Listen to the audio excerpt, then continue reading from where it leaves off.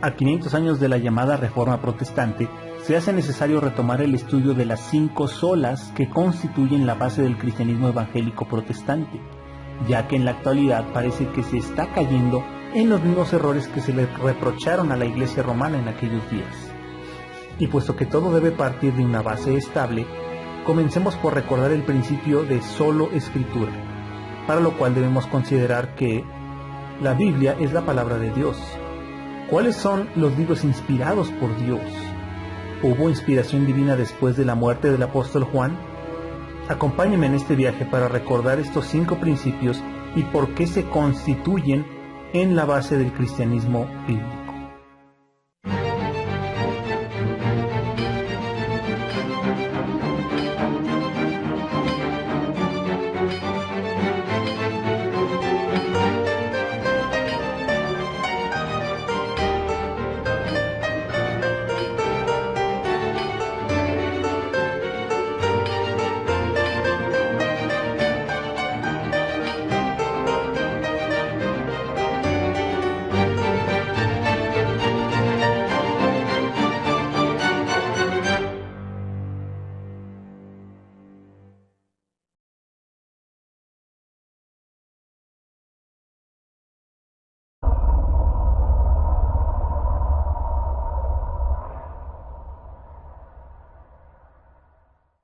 Solo Escritura postula lo siguiente: solo la Biblia es inspirada por Dios y es la única norma infalible de fe y práctica cristiana. La Biblia debe de estar disponible para toda la Iglesia para su lectura y estudio personal. La Biblia es capaz de ser entendida con claridad y no necesita interpretación fuera de ella misma. Si bien se reconoce que la Biblia es la inspirada palabra de Dios, lo cierto es que hay muchas Biblias cristianas que difieren en el número de libros que aceptan como inspirados por Dios. Tal es el caso de la Biblia de evangélicos y protestantes con respecto a la Biblia católico-romana, ya que esta última cuenta con 7 libros más en el llamado Antiguo Testamento, además de adiciones a los libros de Daniel y Esther. Esta diferencia se incrementa al comparar la Biblia católica romana con las de los cristianos ortodoxos y orientales, quienes llegan a agregar en sus Biblias, además de lo anterior, hasta 5 libros más en la colección del llamado Antiguo Testamento, además de adiciones a los libros de Salmos y de Job. Para entender esta diferencia entre los libros inspirados por Dios, tenemos el testimonio de Flavio Josefo, un historiador judío de la época apostólica de la Iglesia cristiana, quien hace una clara diferencia entre los libros de autoría humana y los libros inspirados por Dios.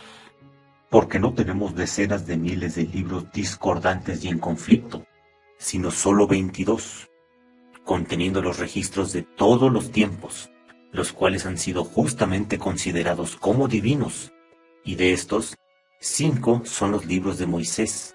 Luego los profetas que siguieron compilaron la historia del periodo desde Moisés hasta el reino de Artajerjes, sucesor de Jerjes, rey de Persia, en 13 libros sobre lo que se hizo en sus tiempos.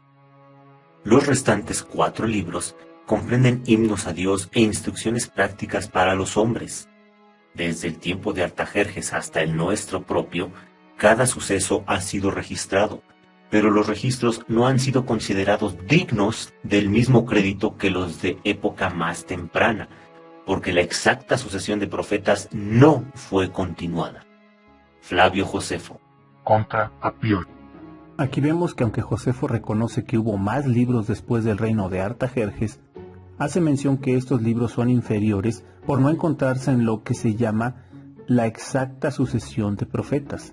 De esta manera, todo libro escrito después del último profeta reconocido por el pueblo judío, esto es el profeta Malaquías, quien se estima escribió su profecía entre el 460 y el 445 a.C., no se consideró inspirado por Dios, sino deuterocanónico o perteneciente a una segunda colección. El gran erudito y traductor de la Biblia al latín, Jerónimo de Estridón, nos aclara cuáles eran estos 22 libros a los que se refiere Josefo y que por tanto son considerados inspirados por Dios.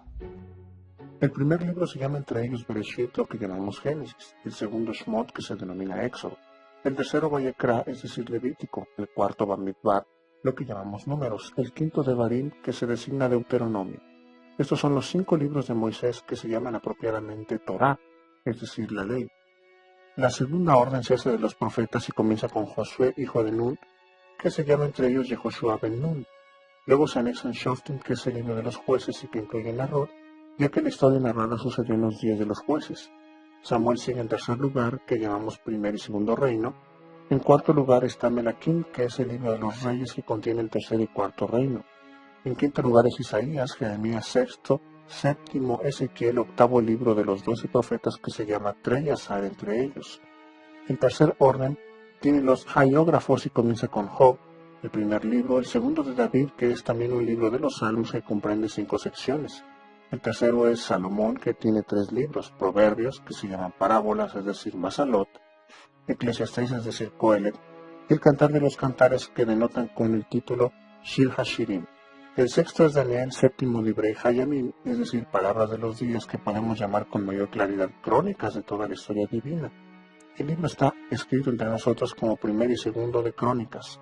Octavo es Esdras, que de la misma manera entre los griegos y los latinos está dividido en 2 libros conteniendo a Nehemías. Noveno es Esther. Jerónimo de Estridón. Prólogo al libro de los Reyes. Esta colección del Antiguo Testamento es conocida como Canon Hebreo o Protocanon y se puede ver claramente que los 39 libros del Antiguo Testamento que tienen las Biblias evangélicas y protestantes concuerdan con esta lista de libros mencionada primeramente por Josefo y detallada poco más de 300 años después por Jerónimo de Estridón. Con esta introducción al libro de los Reyes, Jerónimo nos aclara cuáles eran para él los libros inspirados por Dios, utilizando incluso el término apócrifos en su misma introducción al libro de los Reyes, para referirse a los libros que, aunque no se encontraban en los 22 inspirados, los incluiría en su traducción al latín. Este prólogo de las Escrituras puede ser apropiado como una introducción a todos los libros que nos ocuparemos del hebreo al latín, por lo que podemos ser capaces de saber que lo que está fuera de estos se haya imaginado entre los apócrifos. Por lo tanto, la sabiduría que comúnmente se atribuye a Salomón y el libro de Jesús, hijo de Sirac, y Judith, y Tobías, y el pastor, no están en el canon. He encontrado el primer libro de los Macabeos, es en hebreo. El segundo es griego, que también puede ser probado por sus estilos. Jerónimo de Estridón. Prólogo al libro de los Reyes. Y con estas otras palabras, Jerónimo nos detalla la utilidad de estos libros apócrifos. Como la Iglesia lee los libros de Judith y Tobit y Macabeos, pero no los recibe entre las escrituras canónicas, así también lee sabiduría y eclesiástico para la edificación del pueblo, no como autoridad para la confirmación de la doctrina. Jerónimo de Estridón. Galeatus de la Vulgata. Y si aún existen dudas sobre qué escrituras consideraban sagradas los discípulos y el mismo maestro, aquí hay unas referencias a considerar. Y que desde la niñez has sabido las sagradas escrituras, las cuales te pueden hacer sabio para la salud por la fe que es en Cristo Jesús.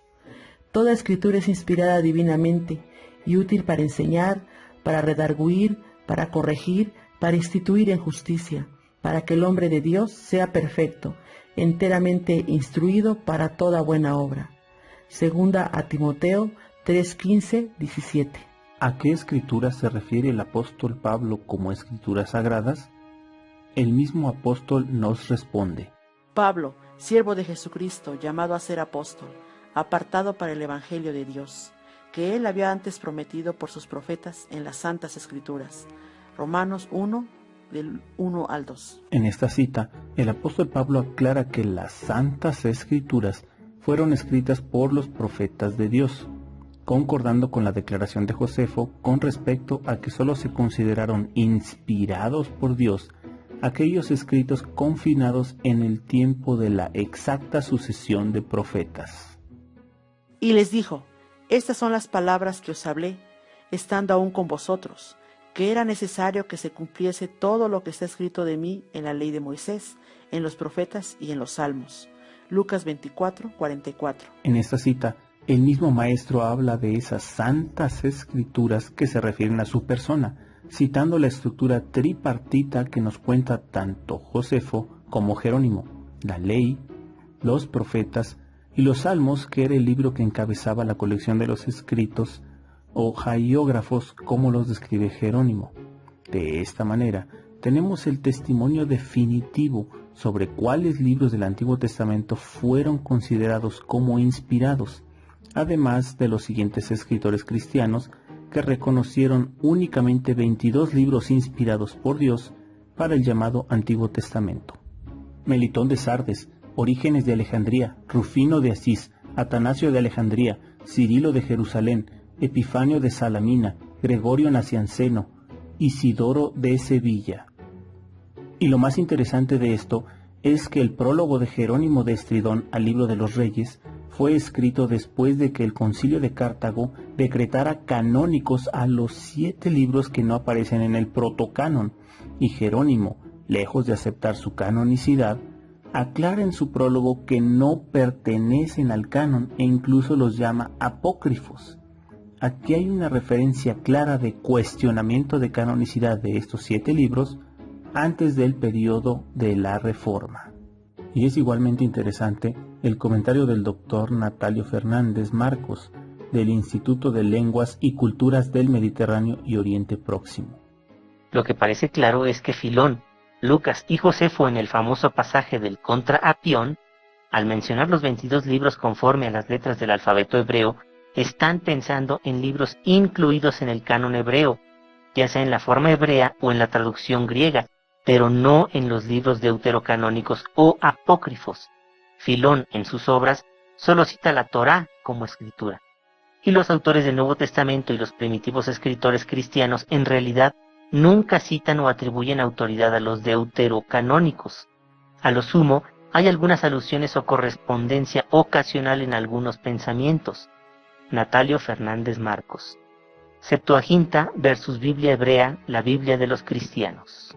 Así que, si no son reconocidos como inspirados por Dios, ni por los judíos, ni por los cristianos tempranos, ni tampoco sirven para confirmación de la doctrina, ¿por qué están estos libros en algunas Biblias? En tiempos del rey Ptolomeo II Filadelfo, se buscó hacer una gran biblioteca que contuviera en griego toda la ciencia del mundo conocido. Encargado de la biblioteca del rey Demetrio de Faleron, recibió grandes sumas de dinero para reunir, de ser ello posible, todos los libros del orbe, y realizando compras y transcripciones, llevó a feliz término en el menor plazo que pudo la encomienda real. Por cierto que se me ha anunciado además que las leyes de los judíos son dignas de transcripción y de hallarse en tu biblioteca. ¿Qué es lo que te impide, dijo el rey, realizar esta tarea, puesto que se te ha provisto de todo lo necesario? Demetrio dijo: se necesita una traducción. En Judea se sirven de sus propios caracteres. Tienen del mismo modo que los egipcios tanto una escritura como una lengua propias. Carta de Aristeas a Filócrates. Y así fue como cerca del 280 a.C., 72 eruditos judíos comenzaron la traducción del Pentateuco del hebreo al griego, obra que probablemente terminó cerca del 246 a.C., según el testimonio del filósofo judío Aristóbulo. A partir de esta fecha comenzaron a traducir los profetas, los salmos históricos y sapienciales, obra que llevaría cerca de 2 siglos, de modo que para el año 130 después de Cristo, según David Ewert en su libro A General Introduction to the Bible, From Ancient Tablets to Modern Translations, refiere que Aquila de Sinope realiza una traducción literal de los textos sagrados del hebreo al griego, fecha para lo que se cree ya estaba la totalidad de los textos sagrados en lengua griega. Existieron muchas versiones de la llamada traducción de los 70, dependiendo de la región y la comunidad judía en donde se encontraba, algunas conteniendo hasta 15 libros más de los 22 mencionados por Josefo, además de contener adiciones a Samuel, Reyes, Esther, Daniel, Job, Salmos, Proverbios, Isaías, Jeremías y Lamentaciones. Referidas diferencias entre los textos y la cantidad de libros incluidos se conoció como el plus de los 70 o plus de la Septuaginta. Al ser la Biblia disponible en los tiempos de los cristianos tempranos, muchos autores cristianos trataron sin distinción los libros de la Septuaginta que se hallaban en su región, y por eso empezaron a circular esos libros que el erudito Jerónimo de Estridón llamó apócrifos. Pero para todos los defensores del llamado canon de la Septuaginta, debemos observar si en sus Biblias contienen todo el plus de los 70 o si convenientemente solo escogieron algunos libros apócrifos y adiciones a libros canónicos.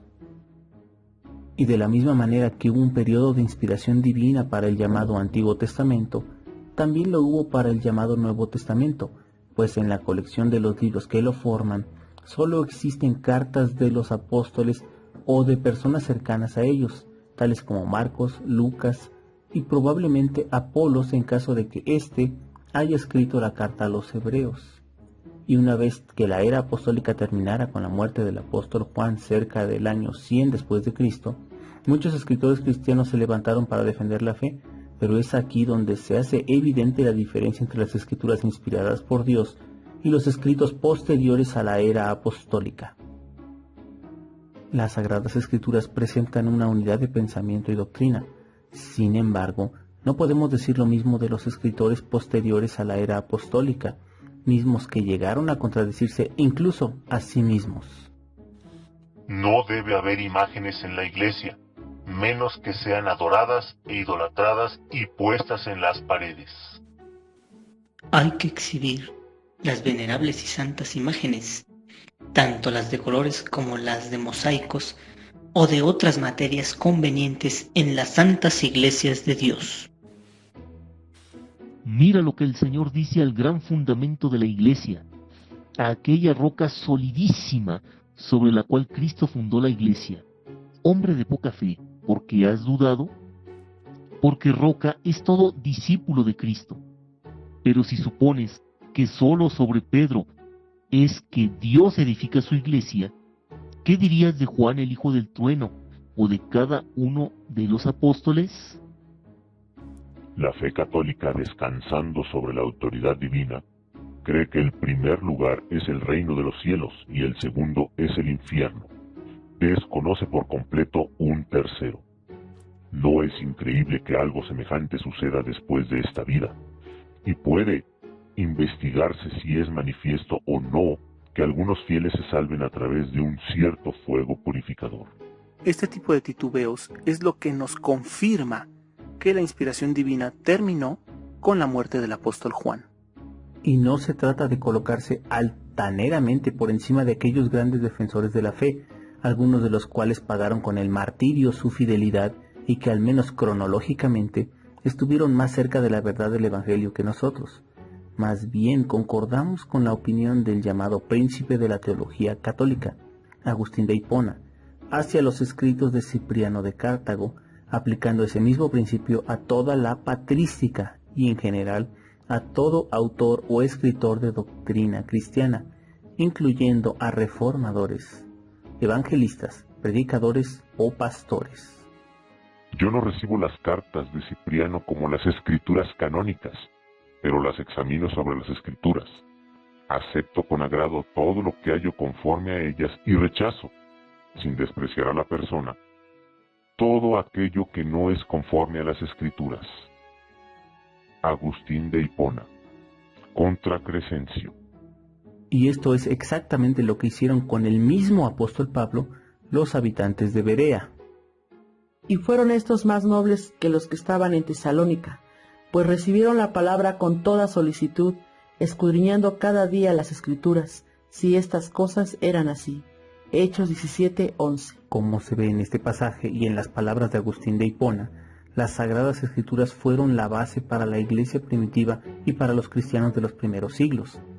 ¿Puedes fundamentar en la Biblia todo lo que crees? ¿O todavía se te escucha decir, como dijo el pastor?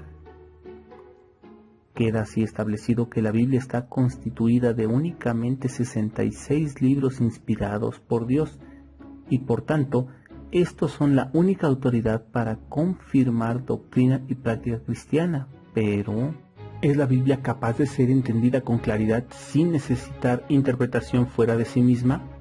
¿Fue un error eliminar el magisterio y la tradición para la interpretación de la Biblia? ¿Cómo eran las reuniones de la iglesia primitiva antes del magisterio y tradición católico-romana? Estas y otras cuestiones se tratarán en la segunda parte del tema Solo Escritura.